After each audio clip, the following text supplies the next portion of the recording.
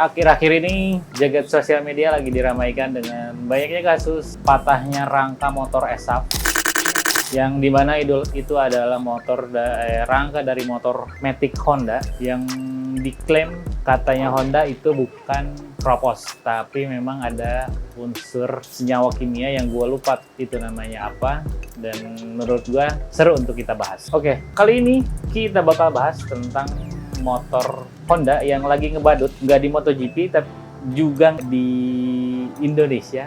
Terutama kali ini yang lagi rame itu rangka ESAV, dan ini merupakan menurut gua jadi celah konten karena gue sebagai motor mania mantap ingin ikut dalam euforia ini, atau sedikit banyak gue mau mengomentari apa yang terjadi. Gue di sini di sudut pandang sebagai konsumen, juga sebagai cinta motor, juga sebagai gue lumayan sedikit mengerti dan masih belajar untuk memahami tentang motor. Jadi memang kalian kalau yang misalnya ngikutin channel gue dari awal, gue memang fokus untuk awal-awal itu ngebahas tentang motor. Dan gue juga sering ngebanding-bandingin terutama motor trail ya, antara motor ini atau sama motor ini. Nah, gue di sini nggak mau nyalain siapa-siapa, gue cuman mau mentertawakan kebadutan ini, karena di MotoGP pun Honda lagi ngebadut banget. Motornya sama sekali jelek, nggak kompetitif. Di push sama pembalapnya malah bikin jatuh, dan di pembalap Honda itu di MotoGP adalah pembalap yang paling banyak cedera. Karena udah bingung mau di-push segimanapun ya motornya nggak mau ngikutin apa kata pembalapnya. Sampai Marquez pun ya bisa dibilang geleng-geleng kepala lah. Oke, balik lagi ke topik. Ini motor ESAV atau motor Matic yang berangka ESAV ini lagi banyak banget yang patah. Jadi seru untuk kita bahas karena kenapa? Karena si motor Matic Honda ini adalah motor paling laku di Indonesia. Jadi ketika ada kejadian pasti bakal ramai. Kenapa? Karena yang punya motor Honda itu banyak banget. Mungkin nggak cuman motor Honda yang patah tulang atau patah rangkanya, tapi kalau motor lain yang patah karena penggunanya sedikit, jadi nggak terlalu rame. Dan juga yang bikin rame itu adalah patahnya itu belum lama keluar dari dealer. Bahkan banyak juga yang posting baru keluar dari dealer tuh rangkanya sudah karatan. Kurang badut apa coba ini Honda? Jadi ini yang bikin rame karena tergolong motornya masih baru. Oke lah kalau misalnya udah nginjek di angka 2 tahun, 3 tahun misalnya rangka patah, mungkin karena kesalahan di pemakaian. Tapi kalau baru keluar dari dealer langsung keropos, nggak keropos sih, mungkin langsung karatan, kayaknya menurut gua agak aneh. Ini menurut gua ada yang harus dievaluasi nih dari si Honda ini. Dan kemarin katanya sempat press conference so Inggris malah belepotan. Tapi di situ katanya si Honda itu nggak ngejelasin tentang struktur rangkanya, tapi lebih ke las-lasannya yang kenapa timbul bercak kuning, yang katanya bukan karat. Terus kalau bukan karat itu apa namanya?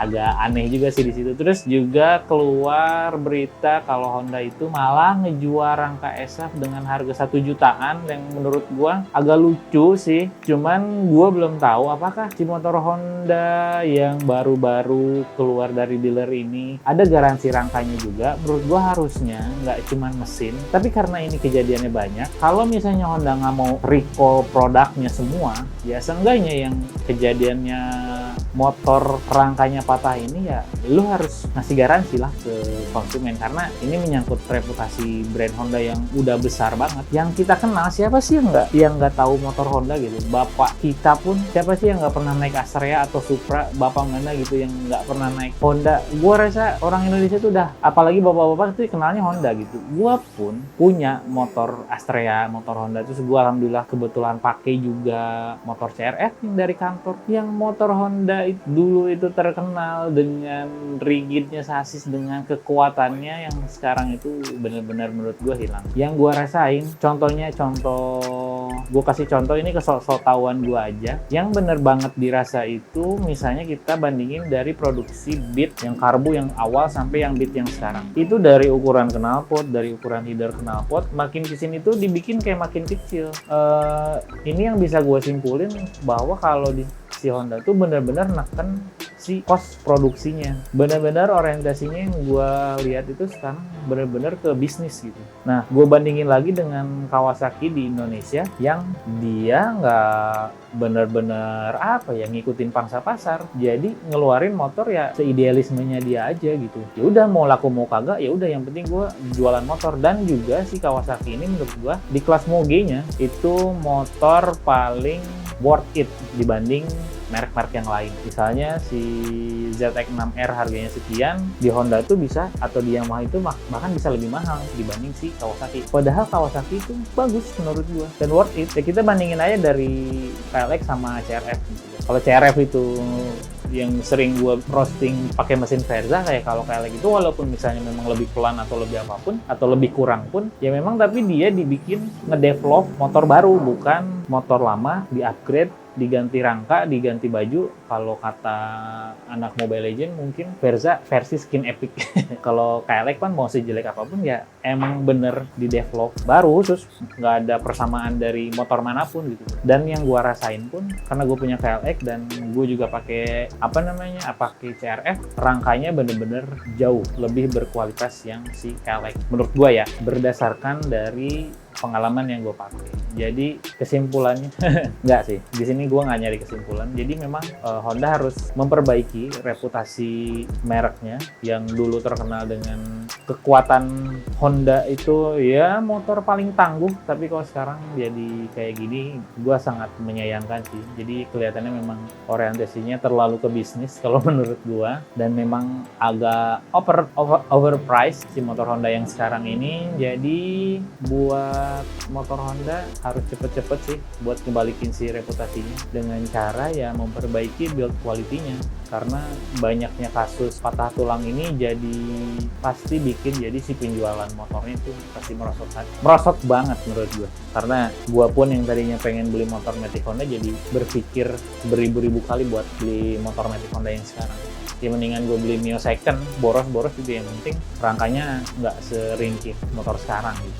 Jadi ini gue sebagai pecinta motor mengungkapkan keluh kesah aja, dan ini bisa jadi celah konten menurut gue. Mudah-mudahan kalian suka dengan format video yang kayak gini. Kalaupun misalnya ada yang kurang atau yang lebih, atau kalian punya saran, silakan tinggalkan di kolom komentar. Kurang lebihnya mohon maaf.